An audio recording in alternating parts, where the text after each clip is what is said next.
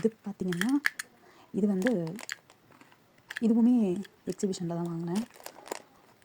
Fourth பரின்னு சொல்லிட்டு இங்கே yearly once conduct பண்ணுவாங்க பாரிஸில்.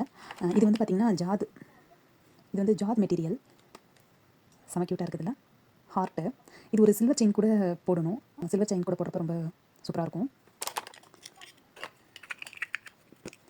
நெக்ஸ்ட்டு அதே மாதிரி தான் இதுவும் ஜாது தான்.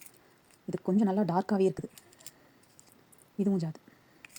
இதுவும் சென்டரில் ஒரு ஸ்டோன் வச்சுருக்கு, இது ஓரத்துலலாம் ஸ்டோன் வச்சுருக்குது. இது லக்ஷ்மி நெக்லஸ், லக்ஷ்மி நெக்லஸ்.